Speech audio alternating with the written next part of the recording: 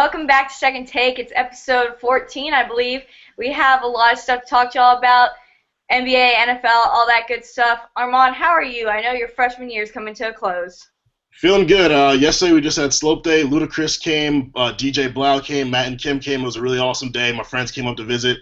School year's winding down. I got finals and papers coming up, so I'm a little stressed, but the show must go on. Lots going on in sports, so I'm feeling good. Oh, I remember those days when I had a final. Lucky for me, no finals this year. You can be jealous, Armand. I'm pretty jealous. All right, let's start by the happiest news of this week is Kevin Durant. We all knew this was going to happen. He is named the MVP. So happy for him. He probably gave one of the best speeches I've ever heard in my life. He was so humble with his speech. He thanked every single one of his teammates individually, thanked all the coaches, all the staff, everybody, and then he closed it with a beautiful little speech to his mother in which he ended saying, "You're the real MVP." Tears fell 3 different times when I watched it. It was a beautiful speech. Kevin Durant could not be more deserving of this award. Truly, truly proud of Kevin Durant. He's my favorite basketball player, and he has a lot that he could be cocky about. He could be one of the most brash athletes in the NBA right now. 4 scoring titles, an MVP, all the success he has. He could be so ridiculous, but he was so humble. He thanked Russell Westbrook for pushing him. He thanked Caron Butler. They've gotten a lot close. His tribute to his mom was absolutely beautiful. Yes. And Kevin Durant I know he's going to win more MVPs, and he was just so deserving of it, and he took it so well. Such a great speech. I just can't. I could talk about it for hours, honestly. Yeah, it was honestly an amazing speech. If y'all haven't watched it, I really recommend you do. It's about 20 minutes in full, but they kind of cut it down to the highlights, which is like 7 minutes. Amazing speech. Longhorn Nation is so proud of him. I'm so happy to say he's a Longhorn like me. I mean, he made us all so proud. A beautiful speech. Nobody could disagree with that. And the interesting thing is that, you know, the past few years when LeBron has been MVP, his speech is very me, you know, and Kevin Durant never talked about himself. He never said, you know, I did this. He's saying these people pushed me to do this. And I thought that was really, like, it was incredible. It was a great speech. It was extremely humble, and it made everybody like him even more. He kind of had this reputation for not being a nice player, and that has just gone into the garbage because he was probably the nicest guy in the NBA at this point. One more thing that I think the MVP award is going to do for Kevin Durant is it's going to motivate him to play at the high level that he was playing at during the regular season. In the playoffs, he's been a bit shaky. The last game he had, though, amazing. Him and Russell Westbrook both almost had triple doubles, and they beat the Clippers. A lot of people are thinking that the Clippers are going to beat OKC. I think that with this MVP award, I think that it's going to motivate Kevin Durant to just completely take over, and I see OKC winning in 6 games.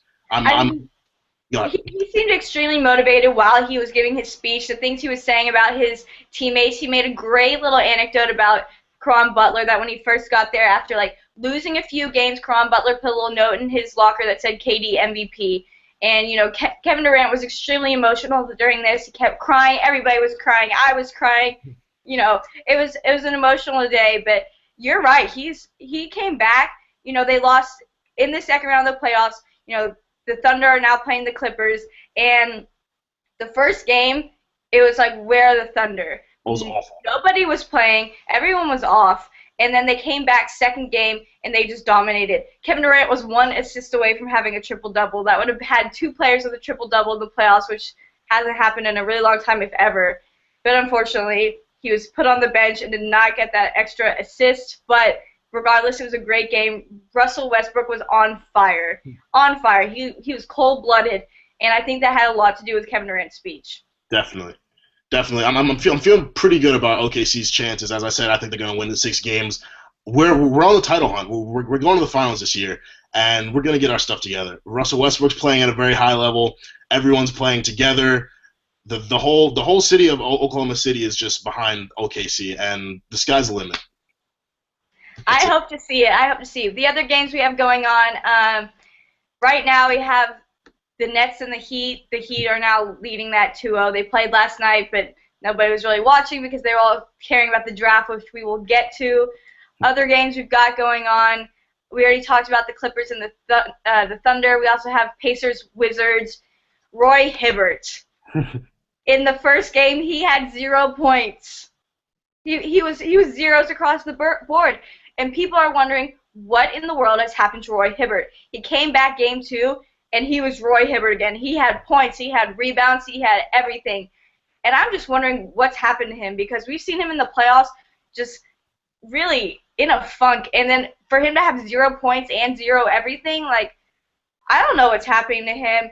He was getting destroyed on Twitter. People are wondering why he hasn't been benched. He is Roy Hibbert at the end of the day. They do need him on there because he is a great big man, but I'm not sure if it's the stress or the pressure or what it is, but he's in a serious funk, and I don't know if he's going to get out of it. I don't know if last game was just a fluke. I don't know what's going on. Yeah, the way Roy Hibbert is playing, that's not something you want out of your starting big man. I think there are a lot of high expectations for the Pacers, very high standards set for them. Everyone's saying they're a finals contender, they can go to the finals. So I think that that's a lot to live up to. At the same time, you need to just dial it back and take it one game at a time. Don't put so much pressure on yourself. I think it's all really just mental for Roy Hibbert, because there's no one who can overpower him. He's a really big dude, and he should be dominating on the inside, and he did in game 2. And I think he's going to continue to do so. He just really needs to keep his mental issues in control, and he'll be fine. Yeah, and then the other series we have going on is the Spurs and the Trailblazers. The Spurs are leading at 2-0, which is pretty surprising because we saw some dominant play by the Trailblazers against the Rockets. Unfortunate for me, but great for them. You know, we had Damian Lillard just emerging as a monster. We had LaMarcus Aldridge, and right now they're not doing too well against the Spurs. You know, down 2-0. In the first game, they got beat pretty bad. It was 116-92, and then they played last night, and it was basically the same score, 114-97. I mean, we know the Spurs are ruthless in the playoffs, so I'm not too surprised, but I thought it would be a little bit more of a competition. The Blazers are a very, very good team, but the facts are the Spurs are just one of the best playoff teams, and there's no beating them. No matter how good you are, you will not beat the Spurs easily. I really like the Blazers. I like Lillard a lot. I like Aldridge a lot. I was really happy that they advanced past the Rockets, but unfortunately, I just don't see them getting past the Spurs. It's sad because they truly could be a finals contender if the Spurs didn't exist and if the Spurs decided to get old, but it's just not going to happen. So I feel bad, but there's a very good chance that the Blazers might get swept in this series. Yeah, the Heat are on a similar track. They beat the Nets twice, so they're on a 2-0 lead. And today we have the third game of the Pacers, Wizards, and the Thunder Clippers, which I know everyone's very excited for. I think it's time for us to dive into the draft, and this is about to be very heated to all of our watchers. All right, so let's talk about this. I believe I even told you that Johnny Manziel is not the #1 pick and not even a top pick. And guess who was right? I was. Let's go down the line. So the first pick was Mr. Jadeveon Clowney to the Texans. Following that was the Rams, got Greg Robinson, the offensive tackle out of Auburn. The first quarterback to go was #3 to the Jaguars, Blake Bortles, which is very unfortunate because Blake Bortles is very good, and he's going to Jacksonville, one of the places where, you know, careers go to die. The Bills traded up to #4 and got Sammy Watkins, which is great. E.J. Manuel tweeted all explanation points afterwards because he is so excited to have a target like Sammy Watkins, especially after he already has Marquise Goodwin. He's just stacked right now. The Raiders got Khalil Mack, which some people were pretty surprised about, the outside linebacker. Falcons got Jake Matthews out of A&M. Following that, the Bucks got Mike Evans, the wide receiver out of A&M. The Browns got Justin Gilbert, the great cornerback. So that's a great pickup. I was hoping they would really get a receiver. I think the Browns have a ton of issues, so we already know that. The Vikings came in and shocked everybody and got an offensive linebacker in Anthony Barr. Everybody knows they need a quarterback, and for some reason that didn't happen. The Lions pick up Eric Ebron, the tight end. The Titans got Taylor Lewan, the offensive tackle. The Giants, everyone was talking about the Giants could get Johnny Manziel. We all know that they have their faith in Eli Manning. They picked up the amazing receiver, Odell Beckham Jr., which was probably, it was a great pickup. I'm just thinking about the fact having Victor Cruz and Odell Beckham in the slot and how deadly that could be. The Rams picked up the defensive tackle, Aaron Donald. The Bears picked up Kyle Fuller, the amazing cornerback. It's going to be a great pickup, especially because, you know, the Bears' defense was something that used to be so powerful, so feared, and it's kind of fallen down, and I think he could easily bring them back up. The Steelers picked up an offensive linebacker in Ryan Shazier. And then the Cowboys. The Cowboys were on the clock. Johnny Manziel was still available. Everyone was thinking that they could pick up Johnny Manziel. Knowing Jerry Jones, he would do something ridiculous like that. However, that was not the case. They picked up Zach Martin, the offensive tackle. Then the Ravens are up, and they pick inside linebacker C.J. Mosley out of Alabama. Another great pickup. I mean, it's the Ravens. It's their defense. The Jets get Calvin Pryor, the free safety. The Dolphins pick up Jawan James, the offensive tackle. The Saints, great pickup in Brandon Cooks, the wide receiver. They need some spots to fill, and that's definitely one of them. And Brandon Cooks is a great pickup. The Packers pick up HaHa Clinton-Dix, the free safety, and yes, he does go by HaHa. His real name is Hashan, which I learned yesterday. But yes, HaHa for the Packers. All right, number 22, the Browns traded up and got Johnny Manziel at quarterback, which I was extremely upset about because Vince Young is already on the Browns.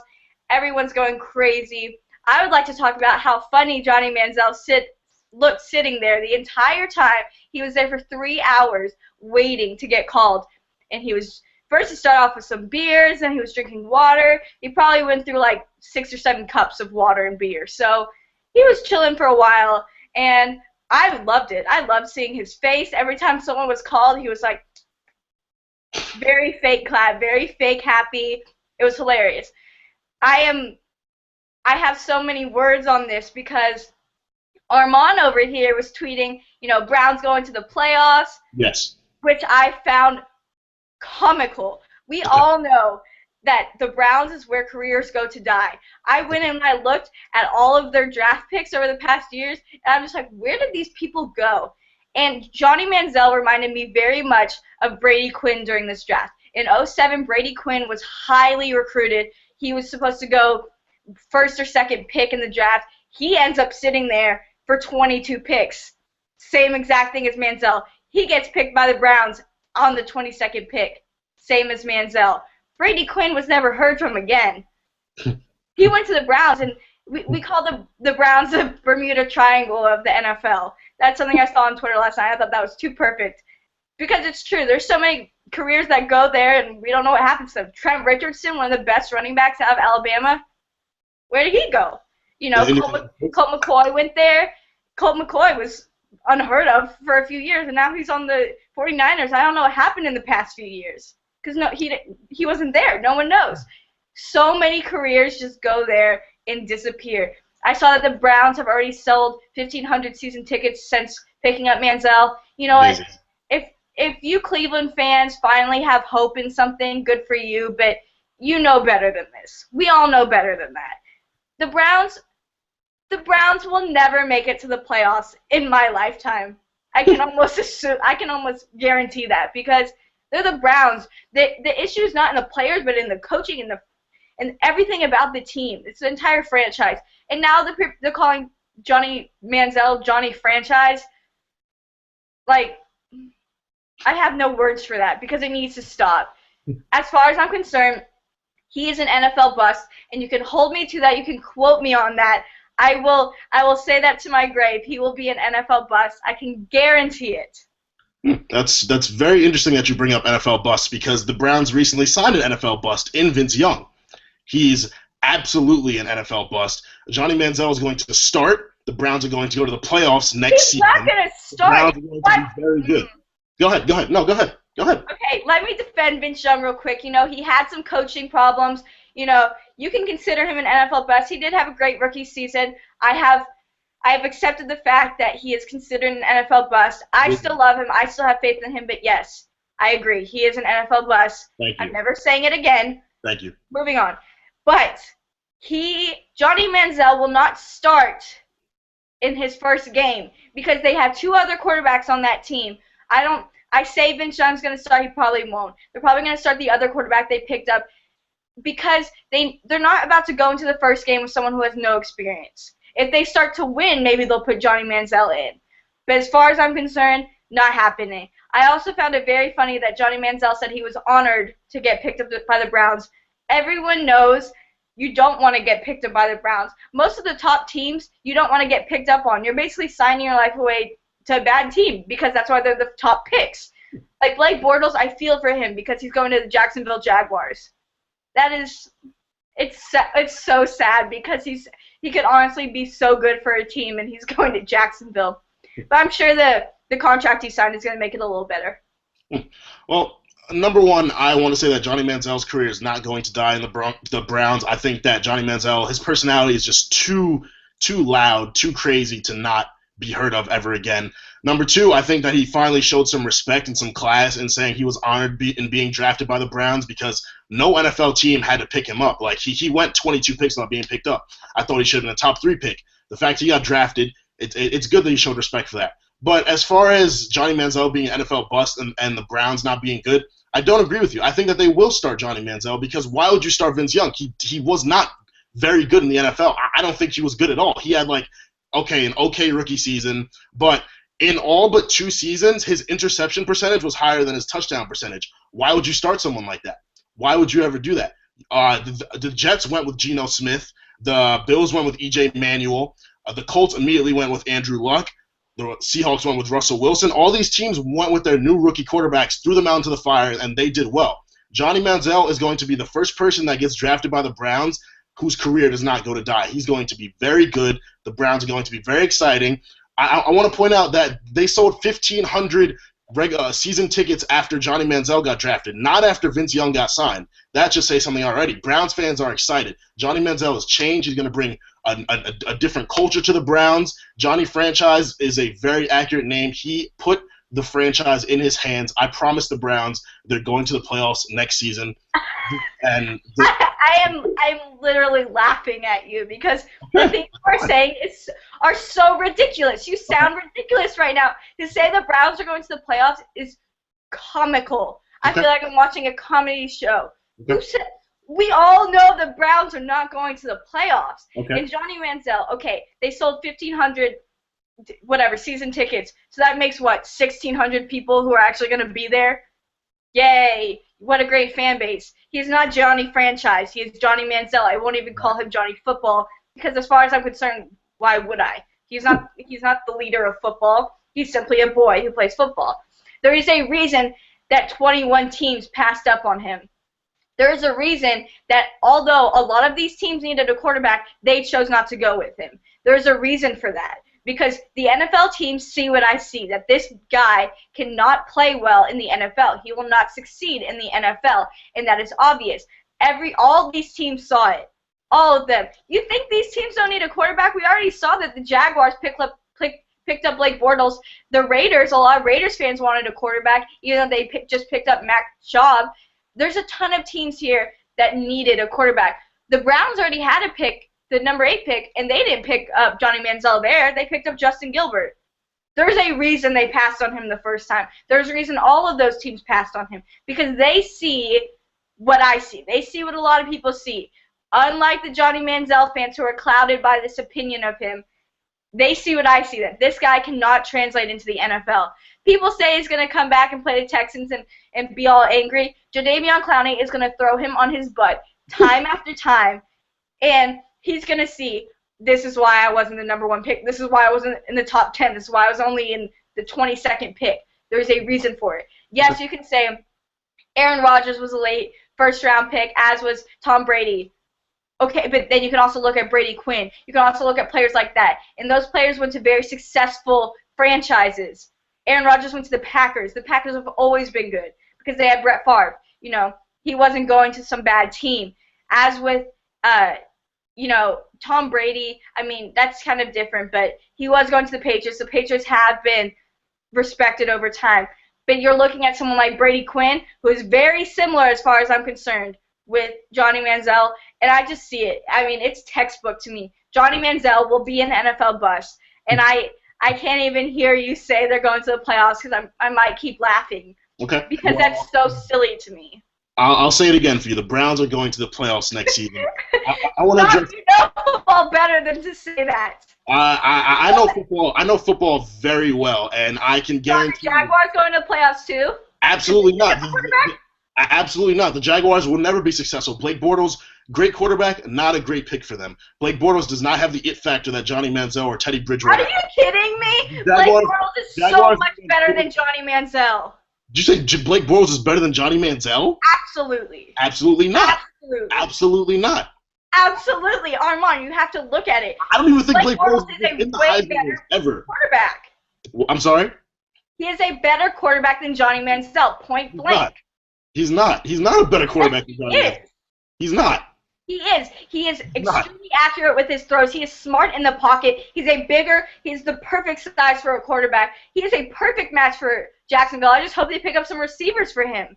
Okay, well, clearly size doesn't matter for quarterbacks because Drew Brees is small. He's one of the best quarterbacks in the NFL. Russell Wilson's very small. He's very talented. So clearly size doesn't matter all that. Okay, you named two quarterbacks out of 32. Okay, but you gave one example talking about Brady Quinn. Like, you didn't give any more examples of people the Browns picked whose careers went to die. You didn't talk about Brandon. McCoy. I already said Colt McCoy. I already said Trent Richardson. Trent Richardson's career didn't go to die. He got traded to the Colts, and he's doing fine. Okay, but where was he when he was on the Browns? He was one of the best running backs in the NFL. He was killing teams. The National Football League made a rule to stop him from running people over because he was hurting people the way he was running. Trent Richardson was a bright spot about the Cleveland Browns. Were they successful? No, they weren't. But again, it doesn't matter, okay? Because a running back doesn't change a team as much as a quarterback does. They had a great running back. They had a terrible quarterback. As I've said before, teams cannot be great without good quarterbacks. Like the Texans, yeah, Jadeveon Clowney might destroy Johnny Manziel when the Browns play the Texans, but the Texans won't win that game because they don't have a good quarterback. Right now, they're interested in Ryan Mallett from the Patriots. You want to know what his stats are? In 2012, he had 17 passing yards, a 25% completion percentage, 1 interception, and a 5.2 quarterback rating. And they decided to draft a defensive end instead of picking up a quarterback, which they clearly need. So the Texans are not going to make the playoffs. The Jaguars are not going to make the playoffs. The Browns are. The Browns got the best quarterback in the NFL draft, okay? No, they did not get the best quarterback. I'm going to finish. All those teams who passed up on Johnny Manziel are foolish. The Browns, I thought they were foolish at first, but the Browns need a defender. But they were smart in picking up Johnny Manziel. I promise you, the Browns are going to do better than the Jaguars and the Texans. That's it. I can guarantee the Browns will not go to the playoffs. Okay. I guarantee it. Okay. And I guarantee Manziel will be an NFL bust. This is absolutely hilarious to me. This is why I wanted him to go to the Cowboys, because I would get the biggest laugh in. It would have been the funniest thing in the world for him to go to the Cowboys. There is a reason all of those teams passed up on him, and they will never regret it. They're foolish. I promise you. Any team would have regretted it for passing up Jadeveon Clowney. I can guarantee that. But no one would have missed Johnny Manziel. The only reason the Browns picked Johnny Manziel is because Blake Bortles wasn't available anymore. You can hold me to that. Listen, okay, Texans, yeah, they made a great pick in Clowney. He's the best defender in this draft class. Their defense is going to be great. They're not going to win games. Defense, yes, you need a good defense to win. But if you can't put up points because you don't have a good quarterback, what are you going to do? Like, it was a great pick, but it's not the pick they needed to make. They could pick up a quarterback. I mean, it's only the first round. Who's available right now? What, Todd Boyd. McCarron? A.J. McCarron, I think, will make any team very happy. He is a NFL quarterback. I do think McCarron's talented. He's not as good as Johnny Manziel. I don't think he'll be good immediately. Look at the rings he has. As we've said many times, college football is different than the NFL. I know, but I'm saying look at Vince Young. Look at your favorite player, Vince Young. He's a very good quarterback in the NFL. I think Vince Young. Look at your favorite player, Vince Young. Vince Young was great in college, bad in the NFL. NFL bust, as we've decided. But also, he's a very good quarterback than A.J. McCarron. Vince Young was a runner. A.J. McCarron's a passer. That works in the NFL. Vince Young played college football-style quarterback. Well, I mean, as we've discussed multiple times, the NFL's changing. Dual threats are a thing. So it's still about the defense. People still need to pass the ball. I promise you, A.J. McCarron will be a very good quarterback. He'll be better than Johnny Manziel in the NFL. Sure. I don't agree with you at all. Johnny Manziel's going to be great, and that's all I have to say. Hold me to it. He will not be great. He won't even be relevant in 5 years. I just, like, how could you say that looking at, like, his personality, the way he conducts himself, the way he plays football. There's no way. I think his personality is what's going to get him in trouble. He's a terrible personality. He's arrogant. He's cocky. He's rude. That's going to be one of the worst things about him. That's not going to keep him around. That's going to get him sued. Sure. I mean, there's no winning here. I have my opinion. I know I'm right. You have your opinion. I know you're wrong. I promise you're not right. You're going to be convinced, but at the end of the day, the Browns made a great decision in picking up Johnny Manziel. They made the stupidest decision. They wasted a draft pick as they do every single year. Nothing has changed. The Browns do not know how to pick players. We know this. It's done. Sure. Let me finish out the draft, the first round. So, we just talked about the Browns heavily. Then following that, the Chiefs got D4, the defensive end. Bengals got Darqueze Dennard, which I was jealous because I wanted him for the Eagles, the cornerback. The Chargers picked up Jason Barrett, the cornerback. It was very defensive this round. The Eagles, I was so upset about this. I wanted Marquise Lee. I think we needed another receiver to fill Deshaun Jackson's shoes. Instead, we picked up Marcus Smith, the defensive end. I was blown away. I thought they got the name wrong, and they meant to say Marquise instead of Marcus, but that was not the case. Hopefully we'll get him in the second round.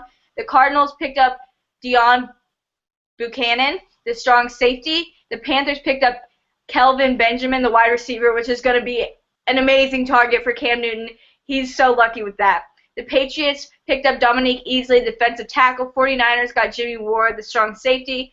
Broncos got Bradley Roby, the cornerback, which is really a good pickup. And lastly, the Vikings traded with the Seahawks and got that last pick and picked up Teddy Bridgewater, which I predicted would happen. He's a great quarterback, and I was saying that the Vikings need a quarterback, and they need a quarterback that is similar to Mike Vick, because that's who Adrian Peterson wanted. He wanted a quarterback like Mike Vick. Who is the most similar in the draft? Teddy Bridgewater. That was great. People were saying that they would get Johnny Manziel. I knew that wouldn't happen because Adrian Peterson does not need that big of a personality next to him, because Johnny Manziel is trying to be the franchise wherever he is, which is why he's already been dubbed Johnny Franchise.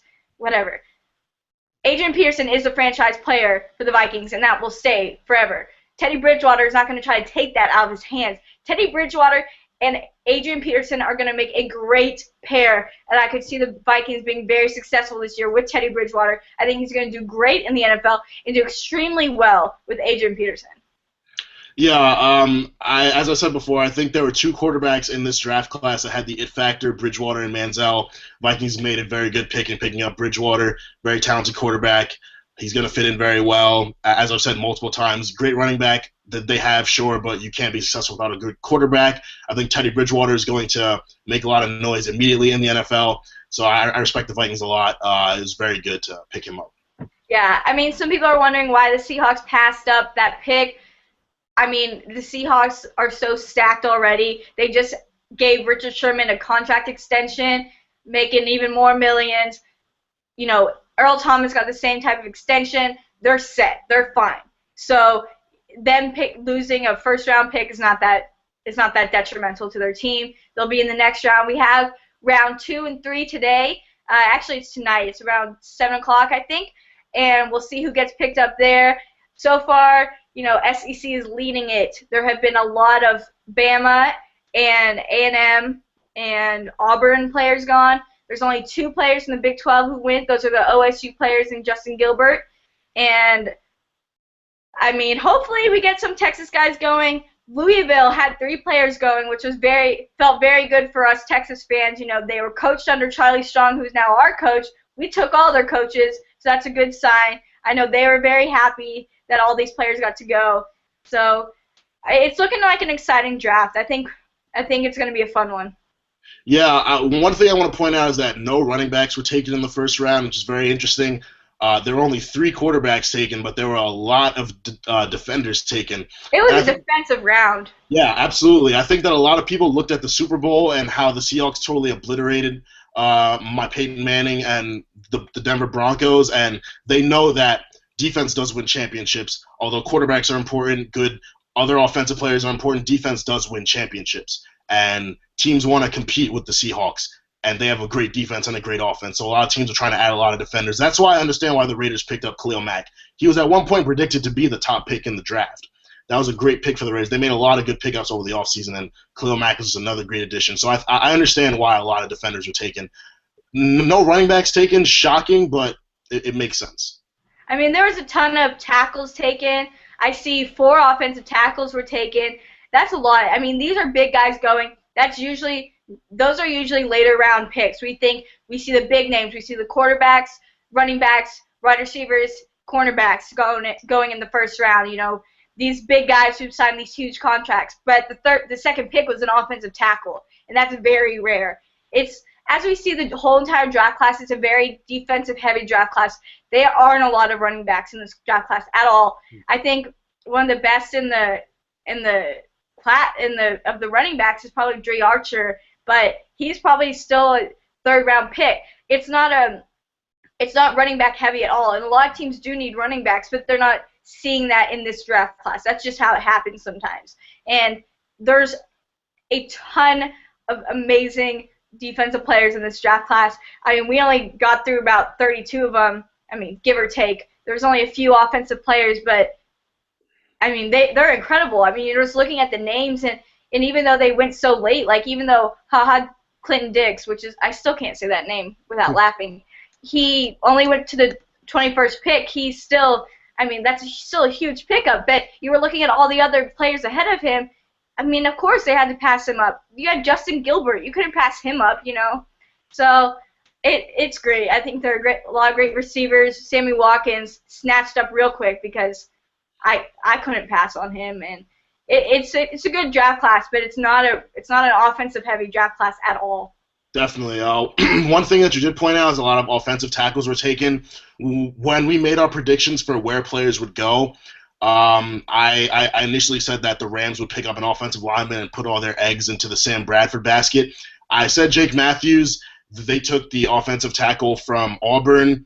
Greg Robinson. Yes, exactly. Thank you. And I think that was a great move. I think that Sam Bradford is a quarterback you can put your franchise in. He's very talented. He got hurt last year towards ACL. So they need to keep him healthy, and they made a great decision in that. The Jaguars also picked up a quarterback as I predicted. I predicted Johnny Manziel. They picked up Bortles. Again, I don't think that was a great move for them, but we discussed that already. I don't really want to – we don't need to go into that anymore. But I was correct in 2 of 3 of my predictions, I believe, so I'm pretty happy with that. I'm going to tell you real quick, Sam Bradford is not a great quarterback, and no one should put all their eggs in his basket. They should definitely look into picking up another quarterback. Sam Bradford is not the answer. I disagree with you. I think that the Rams, if Sam Bradford stayed healthy throughout the entire season, the Rams would have been a lot stronger in fighting for playoff contention, and they were still right in the thick of it, even with Sam Bradford hurt. So I can totally see them making a push next year. I mean, they play in a very tough division with the 49ers and the Seahawks, but wild card spots are open, so I can totally see the Rams making a push for the playoffs next year with Sam Bradford healthy and another lineman added. So it was a great move on their part. No, I think Sam Bradford is another one of those quarterbacks similar to Manziel, who went and got to nothing, similar to Matt Leinart. We all remember Matt Leinart, or do we? Because we haven't seen him in a couple of years. But I think that's enough arguing for one day. We got more draft tonight. We got some playoffs tonight. We will see you next week. We're having our episode 15 on Wednesday, I believe, because I'm getting surgery the next day, so we can't do it on Friday because I might be a little loopy. So we're going to have it on Wednesday. We hope y'all tune in for that. It's going to be a lot of debate because Armand is upset that people think I win all the debates. So I think we're going to have a special judge come in and judge who actually wins the debates. But we all know the answer is me. So we will see you next week. Thanks for tuning in once again. Have a great weekend.